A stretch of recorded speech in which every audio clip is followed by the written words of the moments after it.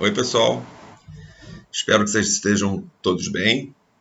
Hoje vamos ter mais uma videoaula, dessa vez direcionada às turmas de História da Arquitetura Brasileira. Hoje nós vamos tratar de um momento que ficou conhecido como Art Deco. E esse movimento Art Deco, de certa maneira, ele foi um contraponto ao que nós vimos na aula passada, dos movimentos de secessão, da questão da Art Nouveau. Então, o Art Deco, ele geometriza mais as formas. Se nos movimentos de secessão, se no momento do ecletismo, a curva, o enfeite, o ornamento, as paredes sinuosas, a volta à natureza, as formas da natureza, esse tipo de coisa não estava mais combinando com a velocidade da era industrial. Então, vai surgir esse novo movimento que vai ganhar o nome de Art Deco. E um dos primeiros exemplos da Art Deco aqui no Rio, aqui no Brasil, foi exatamente a estátua do Cristo Redentor, onde ela já apresenta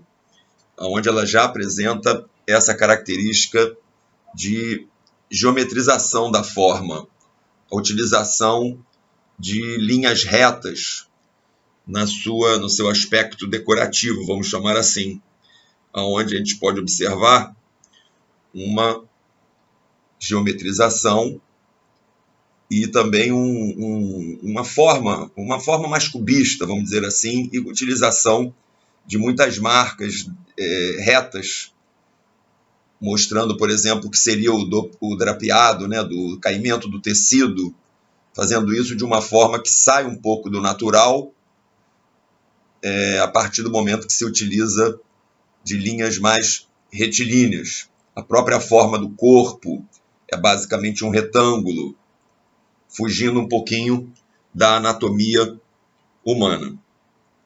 Então, esse símbolo que virou a marca do Brasil, vocês podem ver aqui a utilização mesmo dessa linha reta, né, dessa geometrização da forma que o Art Deco vai trazer.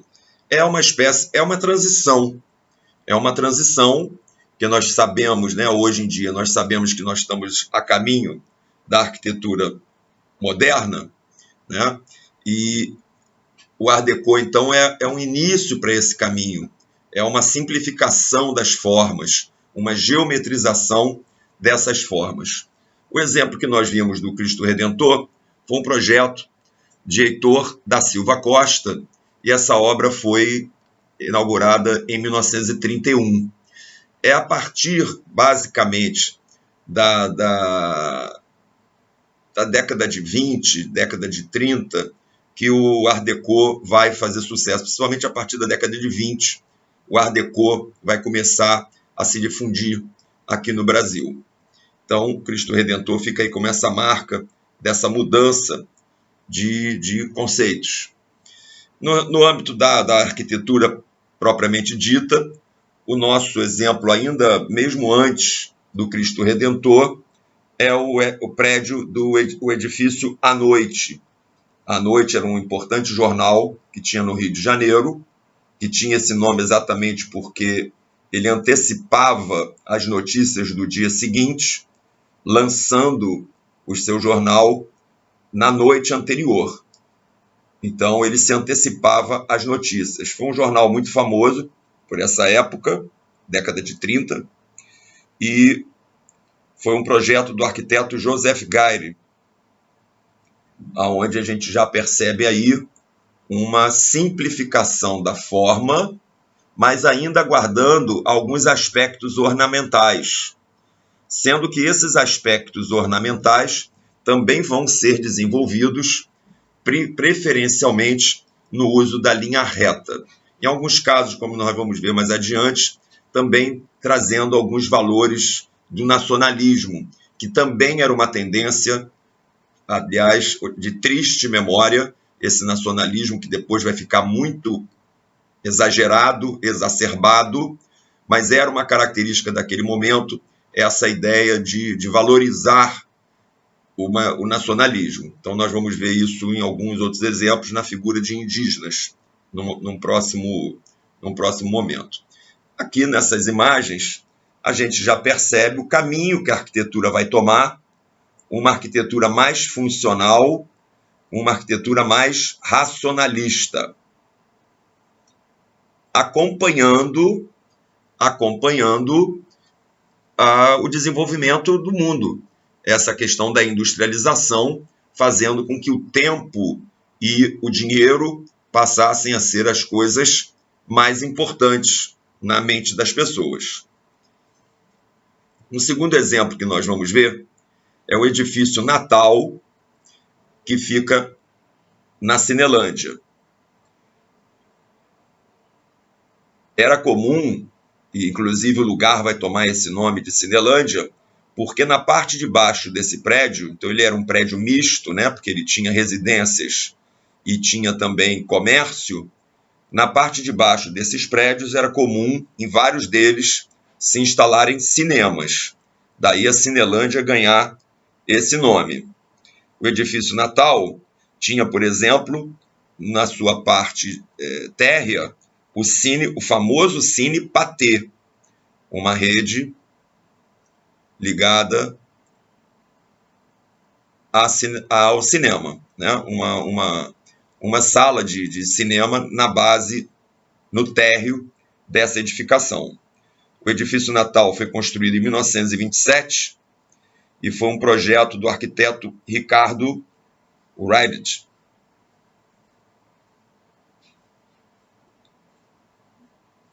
Reparem que, apesar de já buscar uma forma mais racional, ainda se tem a cultura de ornamentar a fachada.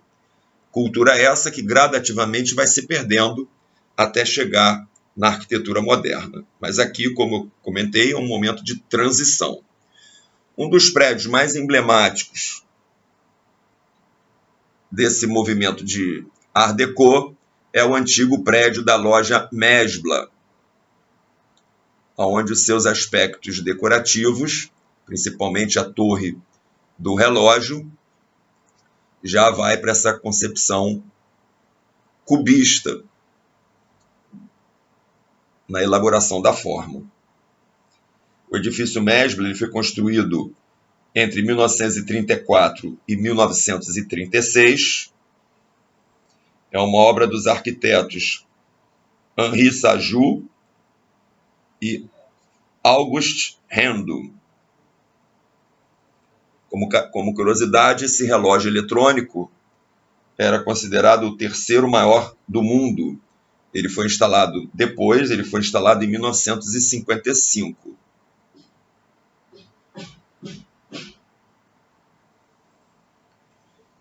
Agora, pegando um exemplo mais de perto, para que observe os detalhes, né, dessa ornamentação de fachada, os detalhes também na própria torre, onde pequenos pináculos quadrados são colocados nessa face, apenas a título decorativo, mostrando aí então essa transição de um estilo rebuscado, como era o próprio ecletismo e depois o Art Nouveau, e agora então o Art Deco se contrapondo a essa tendência ornamental de formas orgânicas. Agora, apesar de ainda ter algum ornamento, quando tem, se utiliza as formas geométricas. Então aqui você tem vários bits, vamos dizer assim, como se fossem uns pinos na fachada dessa torre do relógio, apenas com aspecto decorativo. Saindo agora um pouco do Rio de Janeiro, vamos para São Paulo, apreciar um exemplo da antiga sede do Banespa. Esse prédio foi o mais alto de São Paulo durante muito tempo. Ele foi desenvolvido, construído entre 1939 e 1947, e reparem que nesse período é o próprio período da Segunda Guerra Mundial. Daí se levar tanto tempo para acabar, né, para terminar a construção, porque é óbvio que a obra foi atrapalhada financeiramente por conta da guerra. Então são obras que são relativamente interrompidas e acabavam levando muito tempo.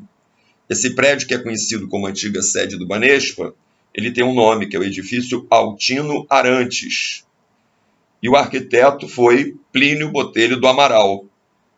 É um prédio de 35 pavimentos e que tem altura máxima, considerando também a antena, de 161 metros. Mais uma vez, observar a sua forma já bastante geometrizada, cubista, sendo que vai fazendo detalhes na própria forma, fazendo essas quebras da forma, utilizando isso, então, como uma espécie de ornamentação na própria forma, dando sempre esse aspecto decorativo, mas baseado na razão. Um outro exemplo, também em São Paulo, vai ser, e agora sim com o elemento indígena colocado na sua fachada, vai ser o edifício Acaiaca. Desculpa, eu falei São Paulo, não. Em Belo Horizonte. Uma obra de 1943.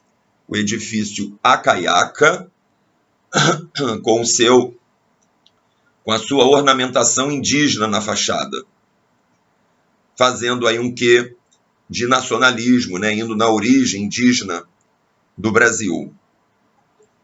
Edifício Acaiaca, em Belo Horizonte, obra de 1943.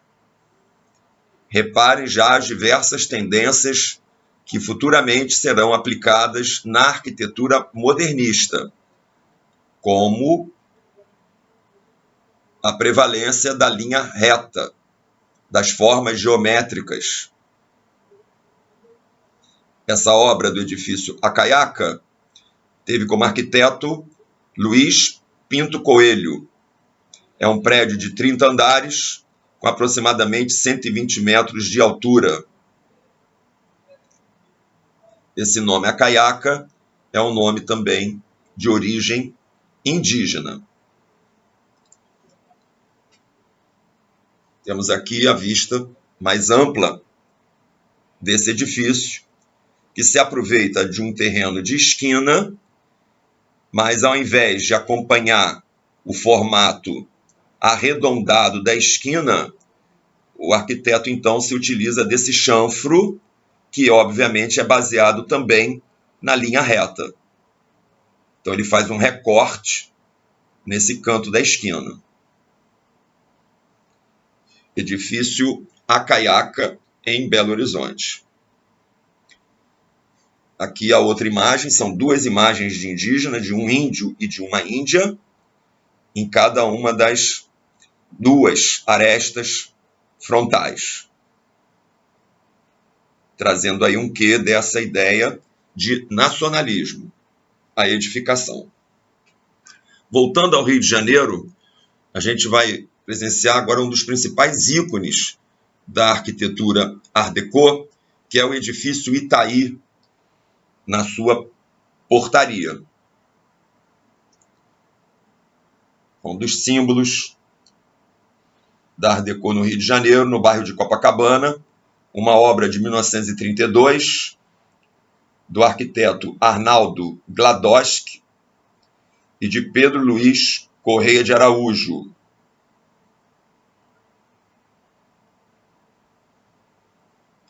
O Art Deco foi um estilo que caiu muito no gosto popular. E esse tipo de construção, esse tipo de linguagem, ela não ficou restrita à Zona Sul. É um dos poucos, quer dizer, é um dos momentos em que a população se inspira nessa arquitetura, vamos dizer assim, mais oficial, né? Uma arquitetura com mais recursos, e esse estilo vai se espalhar também por alguns bairros da Zona Norte do Rio de Janeiro. Próximo exemplo, aqui ainda é o edifício Itaí, agora tendo uma visão mais ampla da sua fachada. Repare os vitrôs.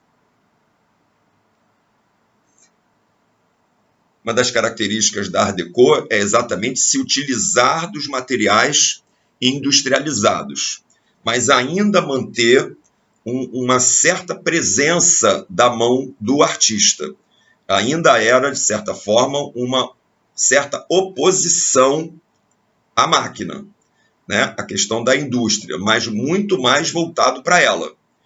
Muito mais voltado para ela, comparando ao movimento Art Nouveau, dos movimentos de secessão, que se posicionavam quase contra a indústria. O Art Deco não, já é uma adaptação às necessidades da indústria. Daí vai ser também muito incentivado, porque nessa década de 30, a indústria, principalmente a indústria paulista, já vinha se desenvolvendo de uma maneira bastante acentuada, sendo que no Rio de Janeiro a industrialização era forte também nesse período. Então, o Art Deco atendia mais, solicitava mais trabalhos da indústria. E é óbvio que isso trazia riqueza para essa indústria. O exemplo que eu tenho para mostrar para vocês de uma obra Art Deco fora do centro e zona sul do Rio de Janeiro, que era a capital do Brasil, é essa edificação Art Deco no bairro do Meier, no subúrbio carioca. Isso é colocado como uma demonstração da aceitação do público dessa linguagem arquitetônica, dessa linguagem artística. Então fica essa obra no Meier como exemplo dessa aceitação, aonde aquilo que se fazia se tornava exemplo para que outras pessoas se utilizassem também.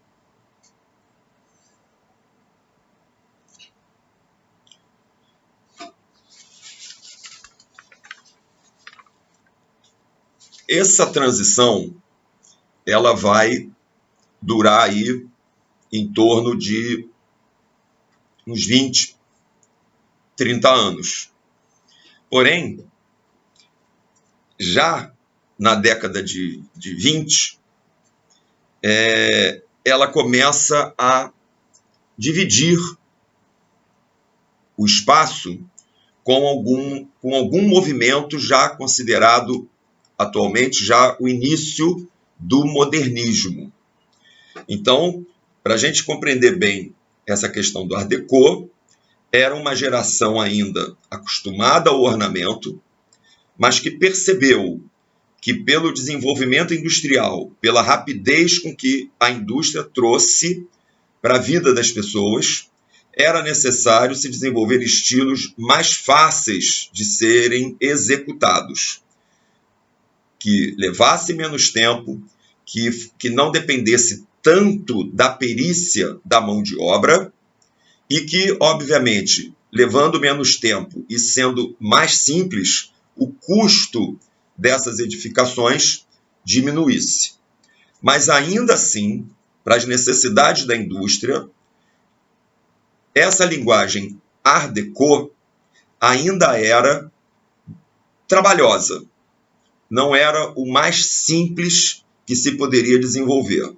Então, a partir da década de 20, começam a surgir na Europa, muito antes. Na Europa, logo no início do século XX, e nos Estados Unidos também, começam a surgir arquitetos que trazem novas concepções para a arquitetura.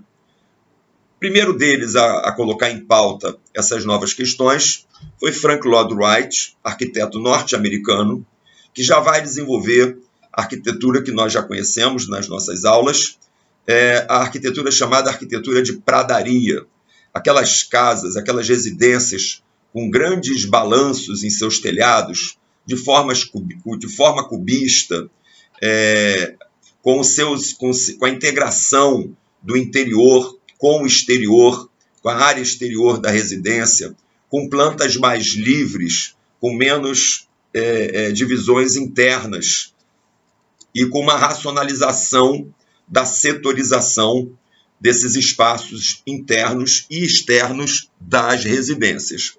Essa arquitetura do Frank Lloyd Wright, mais racional, ela ganha o nome de arquitetura de pradaria, por conta dessa associação, dessa planície, dessa arquitetura baixa e longa, lembrando os prados, as planícies norte-americanas.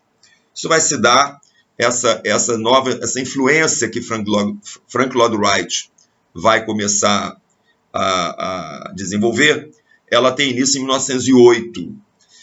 E junto com essas tendências, essas novas tendências trazidas pelo arquiteto norte-americano, nós vamos também ter, na Alemanha, a fábrica de turbinas da AEG, uma obra do arquiteto Bernheim, que também vai mostrar um novo caminho para a arquitetura.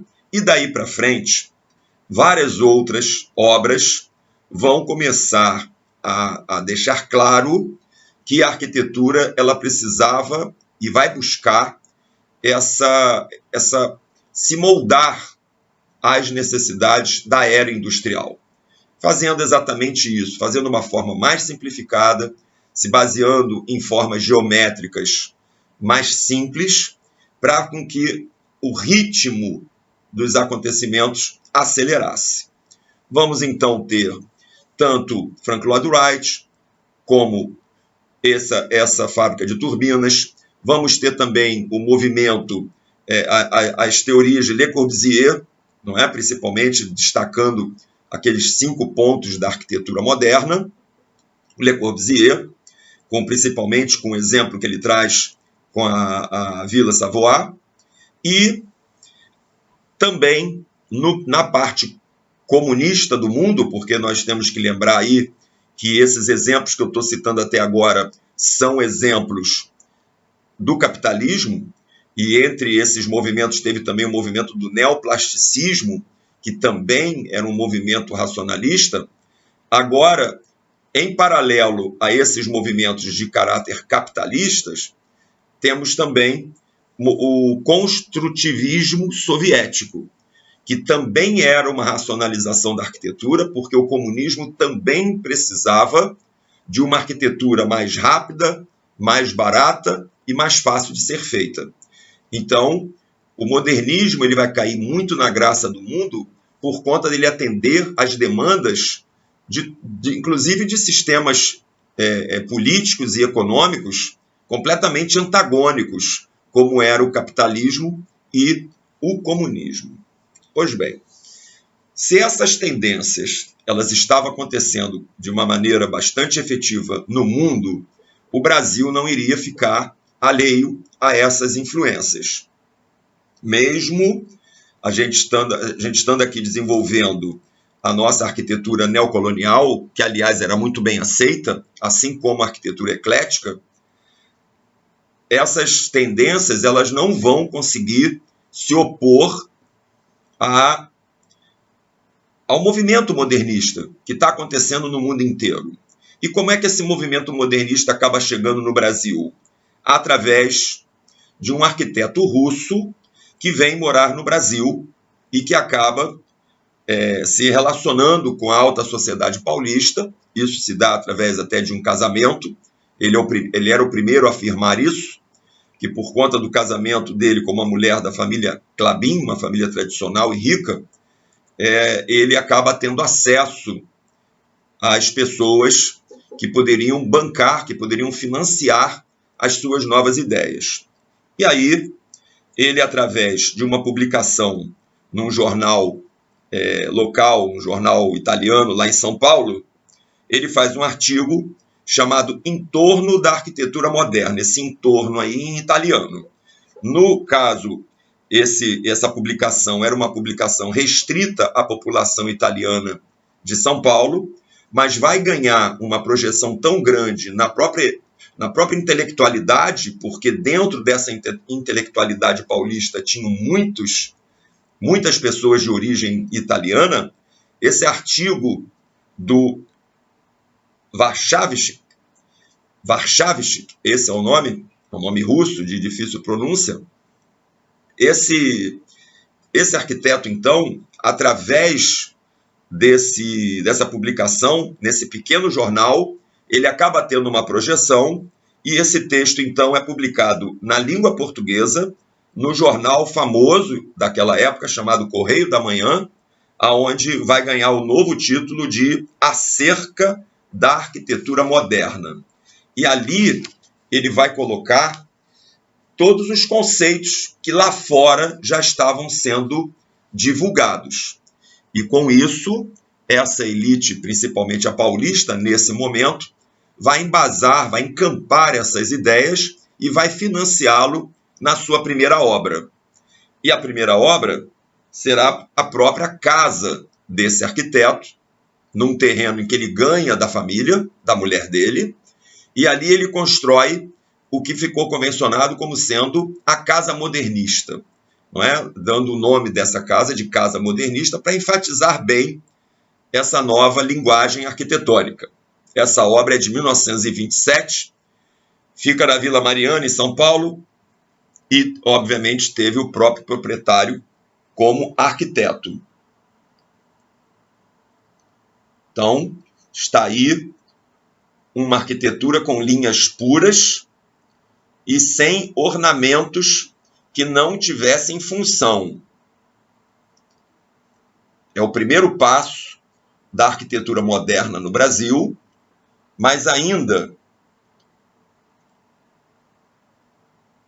de certa forma, os cheios se impondo aos vazios, o que com o caminhar da arquitetura moderna, cada vez mais esse aspecto de massa da arquitetura vai diminuir, trocando essa massa pela transparência. Transparência essa, claro que trazidas pelo vidro. Mas aqui vocês reparem que a quantidade de paredes fechadas ainda é maior, trazendo então um peso maior à arquitetura. Mas, no seu aspecto geral, já traz a linguagem do modernismo. É claro que a própria falta de tecnologia fazia com que ele, por exemplo, apesar da gente olhar para essa casa e achar que toda essa casa ela é coberta só por uma laje plana, impermeabilizada, a gente sabe que a impermeabilização ainda não tinha atingido um grau de eficiência. Então, a forma que ele deu foi criar platibandas para esconder o telhado. Mas por trás dessas platibandas, você tem ali o telhado embutido, escondido. Mas se vocês repararem, por exemplo, o detalhe do portão feito em um portão de ferro, você vê que o próprio desenho do portão já vai nessa linha da geometria pura, vamos dizer assim, uma geometria retilínea, dando bem a ideia do racionalismo como conceito. Obra essa, então, do arquiteto Gregory Warszawski. Aqui mais uma imagem da casa modernista, percebendo aí a simetria da forma e também esse caráter cubista que a obra tem. Casa modernista. Formas geométricas puras, esquadria de ferro e vidro, que eram materiais industrializados, e uma tentativa inicial de lajes planas, tá? Dando aí esse aspecto de cheios e vazios, mas o cheio ainda predominante.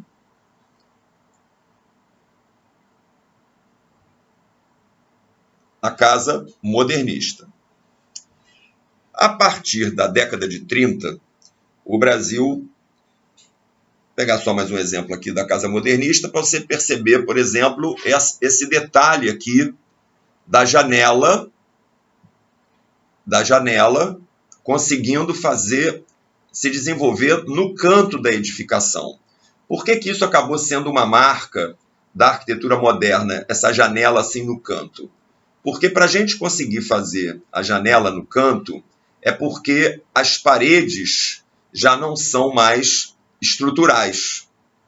Porque se você tivesse a parede estrutural, quer dizer, se as paredes fossem responsáveis por segurar o peso da construção, você não conseguiria abrir a janela num canto de parede, porque a tendência seria a parte de cima desmoronar. Mas como agora você está se utilizando da estrutura em concreto armado, e é claro que essa estrutura está ali escondida, mas vocês podem ver pelo pilar da varanda, você vê, é só você imaginar o ritmo dos pilares da varanda, a distância entre cada um deles, você percebe que o pilar que a gente não está vendo, porque está embutido na parede, o pilar ele está um pouquinho depois da abertura da janela. Um pouquinho depois, olhando do nosso ponto de vista. Então, você tem lá 3 colunas formando a janela e a 4ª coluna já está embutida na parede lateral da casa. Com isso, foi possível abrir essa janela no canto da obra, por conta da estrutura de concreto armado que permitiu essa ousadia estrutural. Aqui uma visão interna da casa, dando a entender o estudo dos espaços diante da função, aonde no andar de baixo ficam as áreas de serviço e as áreas sociais, e na parte de cima, a parte íntima da arquitetura. A partir, então, da década de 30, o Brasil vai entrar no governo do Getúlio Vargas, um governo que vai cada vez mais se tornar autoritário, centralizado. E uma das maneiras do Getúlio Vargas impor esse seu poder, uma das maneiras que nos diz respeito, era se utilizar da arquitetura, da estética da arquitetura, do peso da arquitetura, para mostrar exatamente essa presença mais impositiva do Estado brasileiro. Uma das primeiras consequências do golpe de 1930, da chamada Revolução de 1930, foi que Lúcio Costa, diretor, então, da Escola de Belas Artes, onde se desenvolvia o estudo da arquitetura, aqui no Rio de Janeiro, Lúcio Costa vai mudar o currículo da FAU.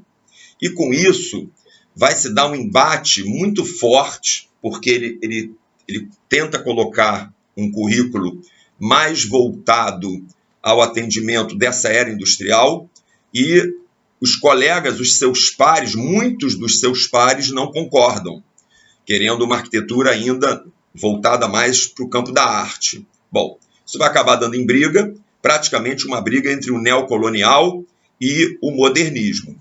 O importante dessa briga, vamos chamar assim, é que dentro do grupo de alunos, e essa briga se dava no campo teórico, mas também se dava no campo projetual, vários alunos vão se destacar.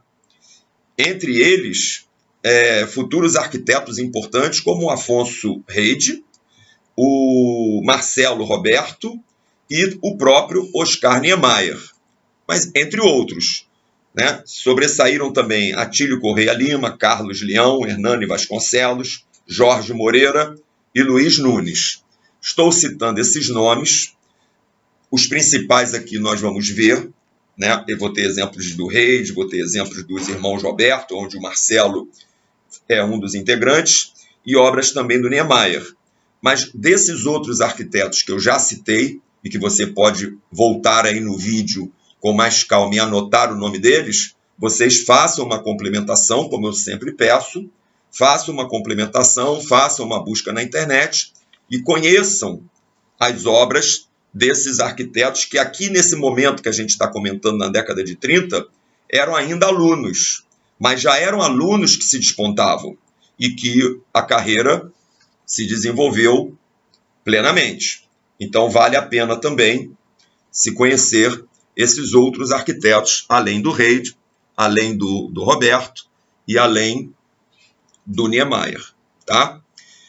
Desse grupo, nós vamos ver uma primeira obra, uma obra que ficou conhecida como o Albergue da Boa Vontade, que é esta obra que está aqui.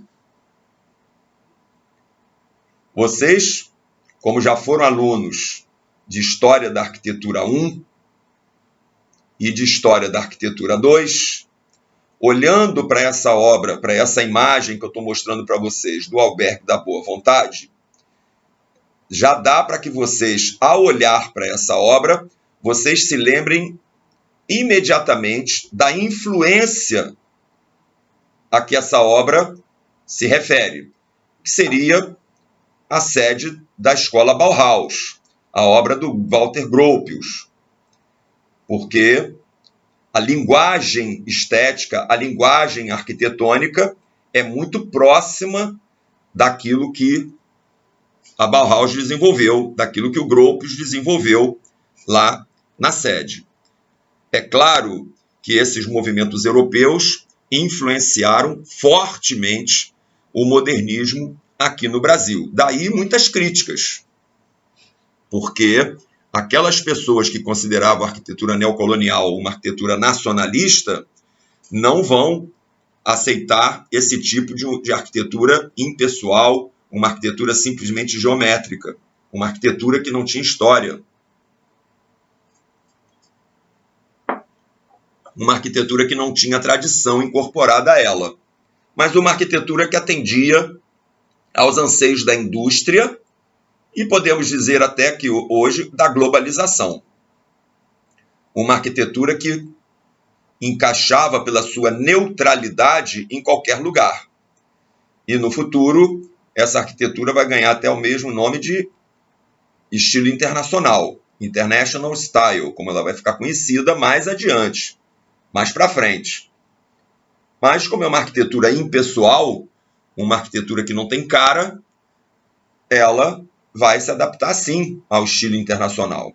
Aqui, mais uma vez, essa demonstração de ousadia, abrindo um vão no canto da parede. A preocupação com a ventilação cruzada, a preocupação com a incidência da luz solar através do brise.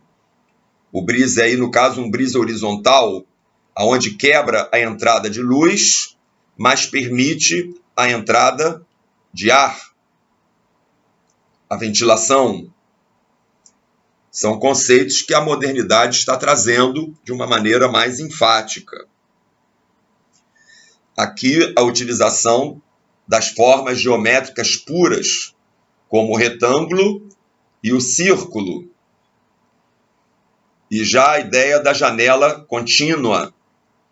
Você vê que tem esses painéis aqui em vidro, pegando continuamente toda a fachada.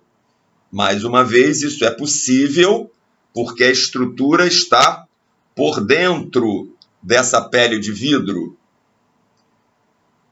Característica que depois será utilizada no prédio inteiro, como nós vamos ver nas próximas aulas.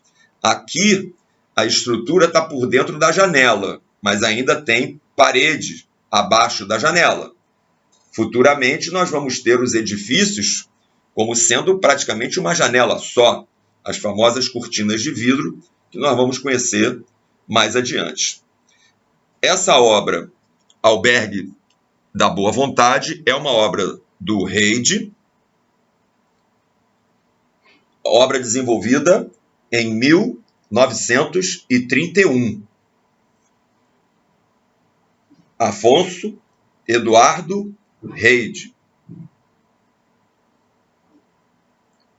um arquiteto que vai ser arquiteto do governo do Distrito Federal, quer dizer, ele é um funcionário público, e com isso ele acabava tendo a oportunidade de projetar prédios de financiamento público. Isso, de certa forma, vai causar muitos ciúmes no próprio Niemeyer, no Lúcio Costa, nesses arquitetos que eram arquitetos liberais, vamos dizer assim, arquitetos que trabalhavam por conta própria, vão ter um pouco de ciúmes do Reid, porque tinham obras que caíam no colo dele por ele ser funcionário do Distrito Federal. Um outro exemplo dessa arquitetura pioneira do nosso modernismo é a Escola Municipal Argentina, localizada, ainda existente e funcionando, em Vila Isabel, no Boulevard 28 de Setembro. Estou dando exemplo porque vocês podem muito bem marcar uma ida lá para ver isso de perto. Escola Municipal Argentina é uma obra de 1935 do arquiteto Enéas Silva. Esse exemplo, ele acaba sendo um exemplo bastante importante nesse pioneirismo do modernismo, porque um dos caminhos onde a arquitetura neocolonial melhor se encaixou foi exatamente na construção de escolas públicas.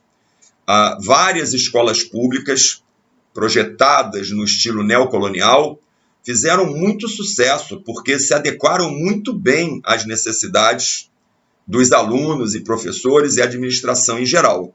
Nós chegamos a ver isso, inclusive, nas nossas aulas.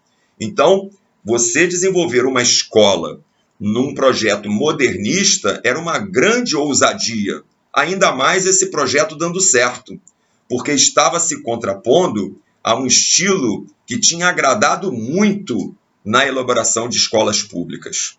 Então, era uma ousadia lutar contra aquilo que mais tinha dado certo no estilo neocolonial. A Escola Argentina é um projeto que se adequou na linguagem modernista, daí o seu destaque como exemplo. Arquiteto Enéas Silva. Agora, um exemplo bastante emblemático, por conta de uma nova roupagem, um novo design para um edifício, que é o prédio da Associação Brasileira de Imprensa, prédio da ABI, projeto de 1935, dos irmãos Roberto. Aí na foto, Marcelo e o Milton. E depois vai se juntar a eles um outro irmão de nome Maurício. E com isso eles fundam o escritório MMM Roberto. Um escritório de muita fama, com muitas obras importantes espalhadas pelo Rio de Janeiro e pelo Brasil. Prédio da Associação Brasileira de Imprensa, aonde causou muito espanto um prédio que não tinha janelas. Na verdade, janelas ele tem, mas estão por trás dos brises. E a solução aqui para esses brises foram placas de concreto pré-moldadas. É um brise fixo, porque esse prédio ele fica com as suas fachadas voltadas para o lado da maior insolação, para o lado norte e para o lado oeste. E então, como essas duas fachadas que ficavam voltadas para as principais ruas eram áreas de muita insolação, a solução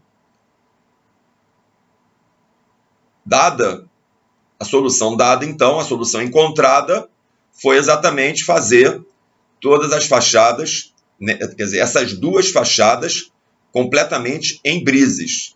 Isso causou muito espanto, isso feria inclusive legislação, mas essa legislação acabou tendo que ser adequada a uma nova ideia, uma nova tecnologia que surgia.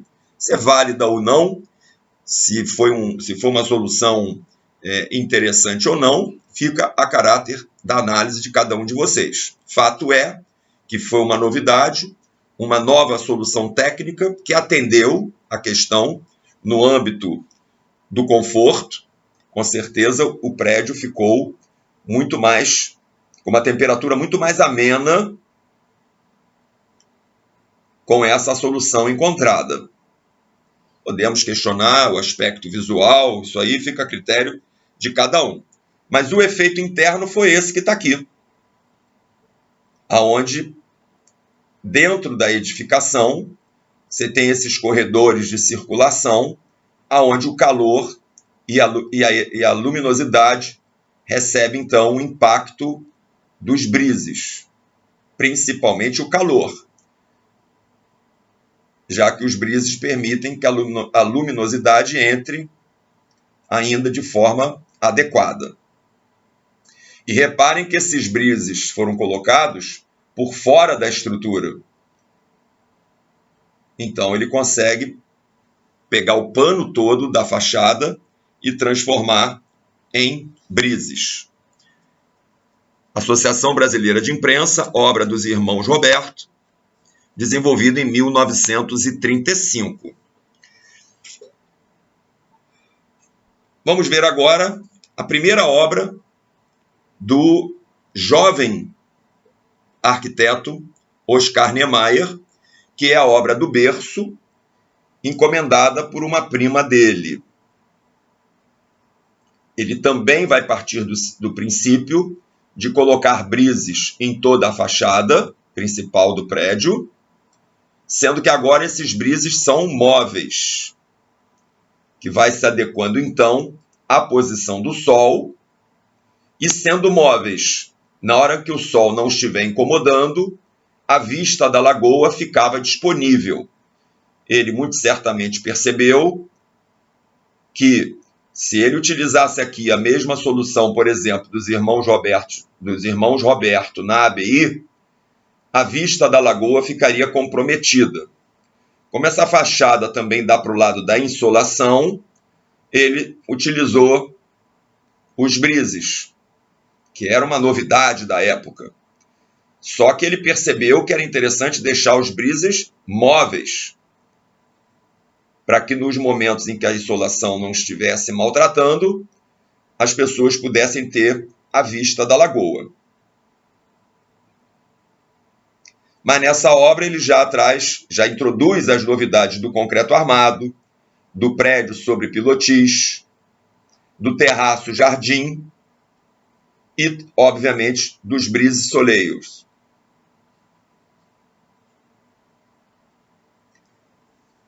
Obra do berço é o nome dela. É a primeira obra de Niemeyer, não só por isso, sempre destacada como um símbolo dessa arquitetura moderna que está surgindo no Brasil.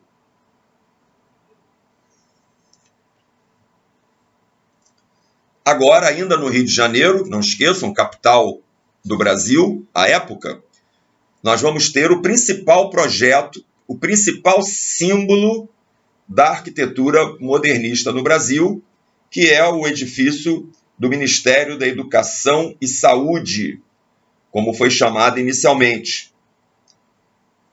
Hoje é o edifício Gustavo Capanema, em homenagem ao ministro da Educação e Saúde do governo de Getúlio Vargas, que foi o mentor e o organizador da construção desse edifício. A história desse prédio envolve muitas situações, inclusive concurso, onde o vencedor não fez o projeto, o projeto era de linha, o projeto que venceu era de linha Art Deco, e acabou não sendo aceito, e acabaram trazendo Le Corbusier para que desse uma diretriz ao desenvolvimento do projeto. E Le Corbusier, então, dá uma espécie de assessoria a Lúcio Costa e a sua equipe. E nessa equipe estava Niemeyer, estava o próprio Reid, e eles, então, vão conceber em conjunto o prédio do Ministério da Educação e Saúde. Todos os 5 pontos do Le Corbusier estão aí plenamente contemplados. Prédio sob pilotis, estrutura independente, janelas contínuas, janela fita, janela contínua, né? A fachada livre de estrutura, o terraço jardim e a planta livre, Quer dizer, o interior não é dividido por paredes. Ele depois seria dividido de acordo com a necessidade através de divisórias móveis. Então, prédio sob pilotis, fachada livre de estrutura, estrutura independente, terraço-jardim e planta livre. Esses 5 pontos da tese de Le Corbusier sobre arquitetura moderna foram completamente aplicados a essa obra. Aqui sim, em várias situações, o vazio se sobrepõe ao cheio. E aonde o sol bate, a utilização dos brises.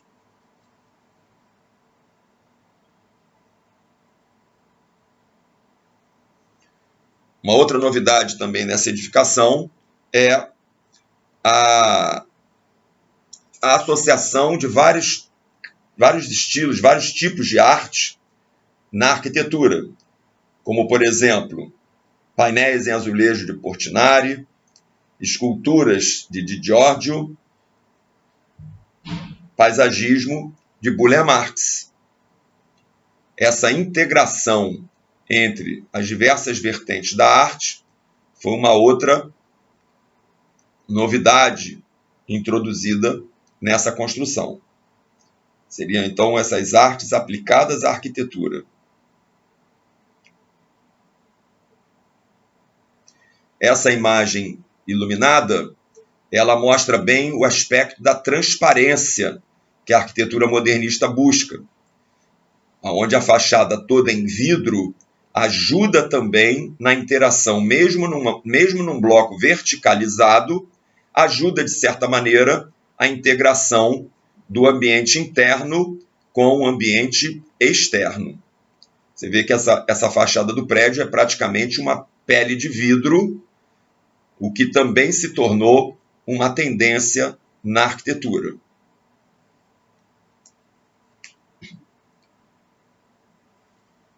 A fachada, então, de maior insolação, com o uso de brises, que acaba tendo função também de enfeitar a fachada. Mas a gente sabe que dentro da concepção do moderno, os enfeites só são possíveis se tiverem função, o que é o caso. Então, esses brises pintados num azul bem suave, ele dá uma graça à fachada. E a própria marcação estrutural também criam um aspecto interessante para a gente observar. E dá um ritmo constante à fachada. E ritmo constante dá ideia de estabilidade, que é um dos conceitos que o modernismo vai trazer também, até mesmo se utilizando de formas geométricas para lá de estáveis, como o retângulo e, algumas vezes, o círculo. Aqui mais um exemplo do prédio sobre pilotis e da fachada livre de estrutura. Percebam que os pilares estão para fora do fechamento em vidro. E esses vidros industrializados, vidros planos, com esquadrias metálicas industrializadas também. O prédio executado em concreto armado. Então, tudo isso comprova ou comprovava a eficiência e a possibilidade de se trabalhar com os 5 pontos da arquitetura de Le Corbusier. O trabalho estava sendo desenvolvido por ele próprio, ele colocou tudo na prática. E aqui um dos painéis de Portinari.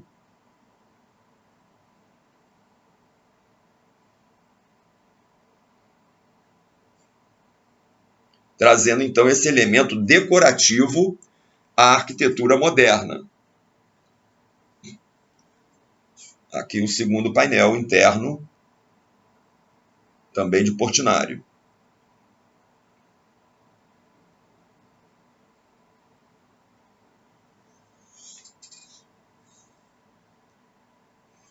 Uma vista aérea do paisagismo, do terraço-jardim, parte aqui é em cima do prédio e a outra parte lá embaixo no acesso. Então, tá o paisagismo orgânico de Burle Marx, sinuoso de Burle Marx.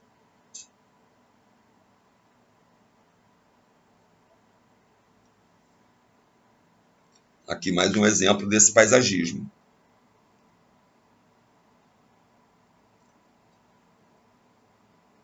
Essa completa integração entre natureza e arquitetura. Que era uma busca, era um conceito que eles buscavam fazer sempre essa integração com a natureza. Já tendo aí, mesmo que inicialmente, essa preocupação que é tão forte hoje em dia com o meio ambiente, né? Em não afetar ou se integrar ao meio ambiente. E aqui as esculturas de Giorgio, mostrando aí o compromisso com o futuro e com a juventude a ser educada. Esse jovem casal simbolizando exatamente esses estudantes prontos para serem bem educados. Isso tudo fazia parte de um projeto educacional do governo Vargas, desenvolvida pelo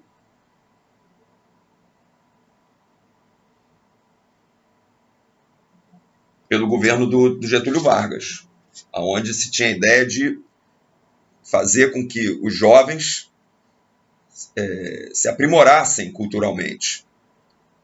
Projeto educacional de Anísio Teixeira, a chamada Escola Nova, um projeto pedagógico que vai dar muitos bons resultados durante algumas décadas. Próximo exemplo, agora a gente sai do Rio de Janeiro e dá um pulo a Ouro Preto, que é uma outra obra, também com Niemeyer em início de carreira, onde ele foi chamado para desenvolver um projeto bastante complicado, porque você fazer uma arquitetura modernista numa cidade como Ouro Preto, onde toda a arquitetura é colonial, não é um trabalho com solução fácil, não. Niemeyer, então, vai desenvolver um projeto que recebe muitas críticas, mas que realmente não... As críticas existem, agora as soluções, elas não apareceram. Então, ele vai fazer uma arquitetura dentro dos principais conceitos da arquitetura moderna, prédios sobre pilotis, com formas retilíneas, formas geométricas, né, utilizando linhas retas, utilizando o ângulo reto. Aqui, no caso, ele não vai aplicar o terraço-jardim, porque né, a questão do telhado colonial em Ouro Preto é muito forte, então ele vai optar por manter essa ideia de telhado e vai também tentar buscar algumas associações com a arquitetura colonial, usando esses fechamentos em madeira, lembrando aí, de alguma forma, os muxarabis. Sendo que aqui os muxarabis recebem um nome, vamos dizer assim, de brise-soleios. Mas a gente sabe que o muxarabi, ele é uma espécie de brise, porque ele também era utilizado para quebrar a iluminação e deixar a ventilação entrar. Então, Niemeyer faz essa associação de ideias, fazendo com que os seus brises ficassem no material que ele faz em madeira e também numa coloração, numa tonalidade que lembra a arquitetura colonial mineira brasileira, tentando aí dar um quê de identidade a essa arquitetura que normalmente não a tem. E também tentando integrar com o entorno, mantendo o telhado. Fazendo também uma paginação da fachada, como se fossem as janelas da arquitetura colonial. Claro que de uma maneira bastante mais racionalista. Mas, de alguma forma, razoavelmente, ele conseguiu integrar essa obra moderna no ambiente colonial. Mas foi alvo de muitas críticas, realmente. Saindo de Ouro Preto, mas ainda permanecendo em Minas Gerais, vamos até a Capela de São Francisco de Assis, lá na Pampulha, onde aqui sim Niemeyer já começa a mostrar ao que veio. Ele já começa a inovar alguns conceitos. Principalmente, ele vai sair daquela concepção de arquitetura moderna tinha que ser retilínea, de que a arquitetura moderna tinha que se utilizar de formas geométricas estáveis. Ele vai trazer a curva para a arquitetura modernista. Aí estamos vendo a parte de trás da capela, aonde Portinari, mais uma vez, vai desenvolver seu painel em azulejos, e azulejos que lembram diretamente os azulejos portugueses tão utilizados na nossa arquitetura colonial também. Niemeyer, então, traz essa plástica diferenciada e, mais uma vez, vai contar com o paisagismo de Burle Marx. Capela de São Francisco de Assis. Está aqui o exemplo desse paisagismo orgânico de Burle Marx.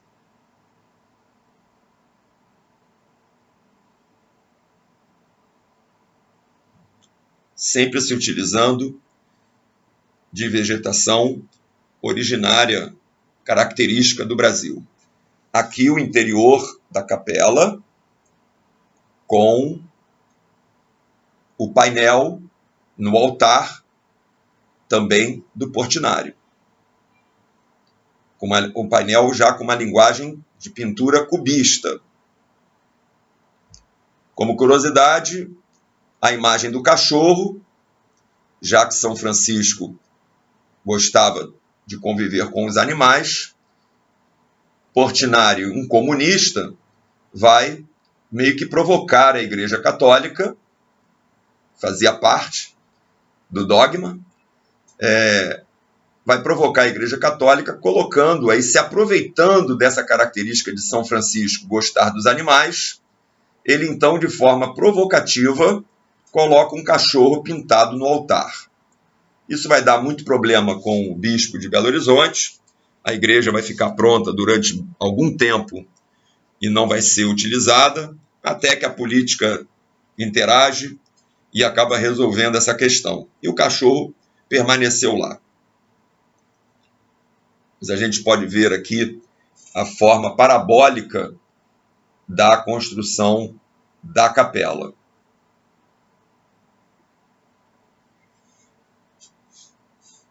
Aqui, mais uma vez, o paisagismo integrado à arquitetura, com as suas linhas sinuosas tão características do Burle Marx. E também o espelho d'água, que é uma outra característica que o modernismo vai se utilizar bastante, que é claro que o espelho d'água trazia uma beleza ao conjunto arquitetônico, mas, como sempre, vai ter que ter uma explicação técnica para isso. E a explicação técnica do uso do espelho d'água é que atenuaria a temperatura, que amenizaria a temperatura, o espelho d'água. Aqui uma visão da implantação da capela, lá junto à Lagoa da Pampulha, em Belo Horizonte. Essa região era uma região remota, uma região que ainda não era ocupada, e o prefeito de Belo Horizonte, Juscelino Kubitschek, vai, pela primeira vez, se utilizar da arquitetura e do próprio Niemeyer para fazer a sua projeção pessoal, que vai acabar dando na construção de Brasília. Uma outra obra de Niemeyer ao redor da Pampulha é a Casa do Baile, que era efetivamente um salão de festas que ele faz na forma circular e cria na sua implantação esse trajeto coberto por uma marquise toda em concreto armado, mostrando a capacidade estrutural que o concreto armado permite. Uma marquise que vai serpenteando pelo terreno, apoiada por poucos pilares localizadas no centro da marquise. Quer dizer, essa marquise ela fica praticamente toda em balanço para os dois lados da linha de pilares. Tudo isso era muito novo, tudo isso causava muita surpresa, muito estranhamento, mas um estranhamento de admiração pelas ousadias estruturais. Como revestimento, a pastilha cerâmica, que era a novidade da época. Então, a capela é toda revestida na sua parte externa com essas pastilhas, porque a pastilha, sendo vitrificada, em cerâmica vitrificada, servia também como impermeabilização dessas lajes, não permitindo que a umidade penetrasse nas suas paredes. E se vocês repararem também, a própria cruz, que está aqui em primeiro plano, foi executada em perfil metálico, em perfil industrial, assim como o apoio dessa marquise, feita também em estrutura metálica. E no campanário, não sei aqui se vai dar para a gente ver por conta da claridade, mas vamos tentar. O campanário feito em concreto armado, agora está dando para ver a torre do sino, o campanário, aonde ele também faz ali uma treliça em madeira azul, imitando, mais uma vez, os muxarabis das janelas coloniais, as treliças das janelas coloniais. E tudo em concreto aparente ou revestido em pastilha. E nesse revestimento, mais arte através desse mosaico abstrato. Nessa parte aqui de trás, o fechamento em esquadria metálica e vidro leitoso, com branco leitoso. E essas formas parabólicas se encaixando umas nas outras. Realmente, uma plástica bastante diferenciada, já inclusive insinuando a tendência da arquitetura contemporânea atual, né? da arquitetura contemporânea de hoje em dia. Numa época em que a linha reta ela era praticamente uma unanimidade. E o Niemeyer entra para a história exatamente por quebrar essa unanimidade e quebrar com competência, e não quebrar por quebrar. Aqui mais um detalhe dessa fachada posterior da capela de São Francisco de Assis, na Pampulha. Como é um local muito visitado, tem sempre um turista aí tirando foto. Aqui, para a gente perceber bem esse caminho, essa marquise, indo então até o Salão do Baile, que nós vemos ao fundo, no seu formato circular. Também uma figura geométrica que dá a sensação de estabilidade, de equilíbrio. Uma outra obra, também de Niemeyer e também na Pampulha, é o Museu de Arte da Pampulha, como se chama hoje, que era o antigo cassino. Só que com o final do jogo, essa edificação perdeu a sua razão de ser como cassino e virou então um museu de arte. A ousadia estrutural está aí vista principalmente nessa marquise de grande balanço e de poucos apoios. A parede toda em vidro, a fachada praticamente toda em vidro, com a sua estrutura colocada para o lado de fora. E sobre o prédio, aqui a gente não consegue ver, mas também a aplicação do terraço-jardim. E, mais uma vez, o paisagismo e as esculturas associadas à arquitetura. Obra do Cassino. Aqui ficou fora de ordem, mas vale a pena a gente ver a implantação da Casa do Baile na beirada da Lagoa da Pampulha, criando essa forma orgânica, tão característica de Niemeyer, mas também característica da arquitetura contemporânea, mostrando aí já uma antecipação de conceitos que Niemeyer traz. Ainda no início do modernismo, ele já traz conceitos que serão muito utilizados na atual arquitetura do século XXI. E ele lá, no início ainda do século XX, já estava se apropriando desses conceitos. Aqui a foto interna do salão de baile, do baile. Reparem no piso todo em taco, que era um material de última geração, onde a madeira já passava pela transformação da indústria, não era mais aplicada em grandes tábuas do tamanho dos troncos, e sim transformadas em pequenas peças industrializadas que se encaixavam umas nas outras. E eram então pregadas no chão. Com isso, você conseguia ter um piso de madeira aonde não dependia do tamanho do tronco. Porque antes, aqueles pisos de tábua corrida, você dependia de grandes troncos e pequenos pedaços, as sobras não eram aproveitadas, por exemplo. Com a industrialização dessa madeira transformadas em pequenos tacos, você não tinha desperdício. E é claro que depois vem todo o conceito da ecologia, que vai fazer com que esses tacos começassem a ser produzidos por florestas replantadas, e tudo isso é um início, é um caminho que foi seguindo passo a passo até chegar nessas nossas preocupações ecológicas de hoje em dia. Tudo tem seu começo, né? Aqui, mais uma vez, uma vista dessa implantação que se adequa ao relevo, que se adequa ao perfil do terreno.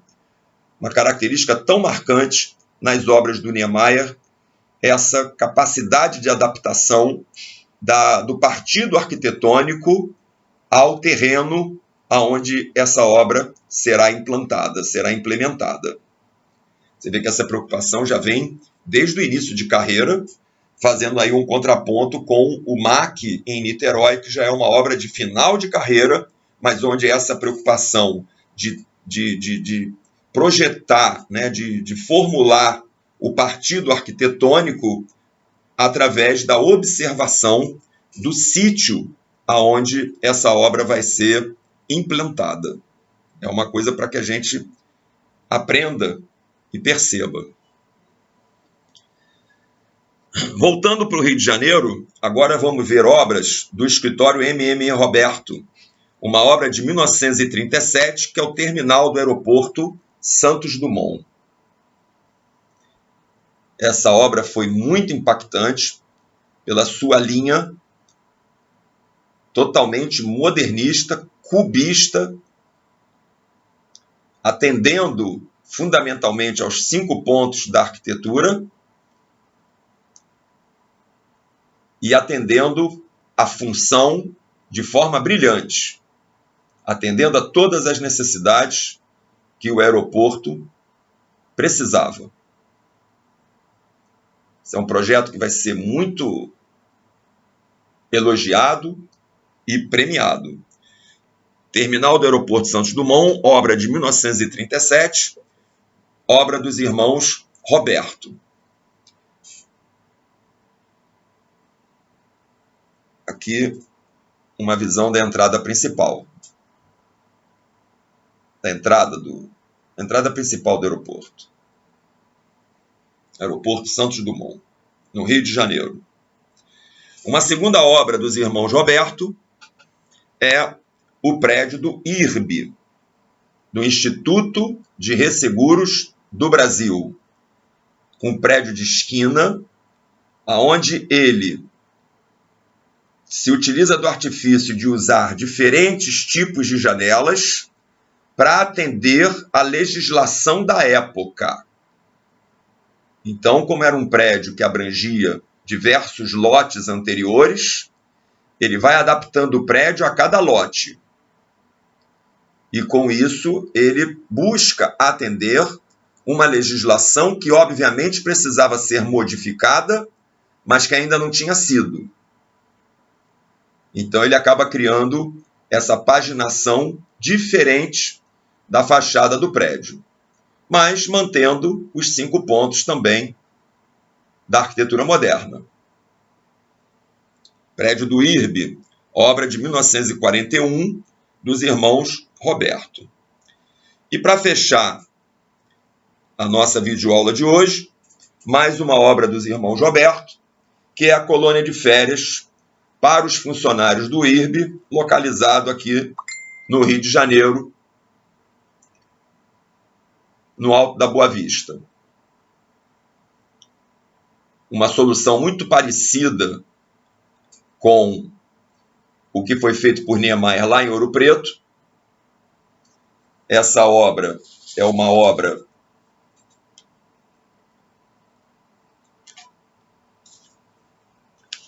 anterior, estou dando uma confirmada aqui na data, ela é uma obra, onde que está aqui?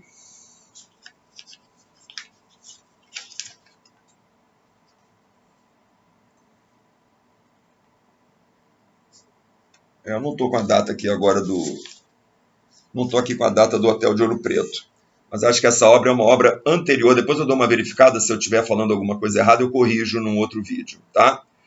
Mas eu acho que essa obra é anterior ao hotel lá de Ouro Preto. Mas tem um partido arquitetônico bastante parecido.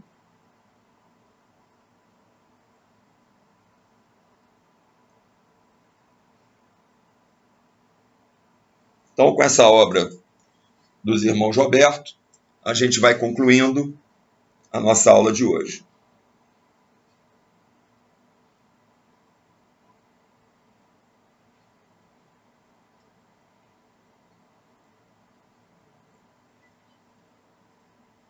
E aqui uma última, pegando uma panorâmica de toda a fachada.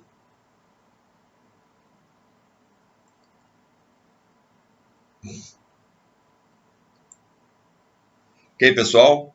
Então hoje a gente vai ficando por aqui. Como sempre eu falo no final das aulas, e cada vez a preocupação vai aumentando mais. Se cuidem, fiquem em casa e quando tiver necessidade de sair, usem a máscara, tá bom? Até uma próxima aula. Fiquem bem. Tchau, tchau.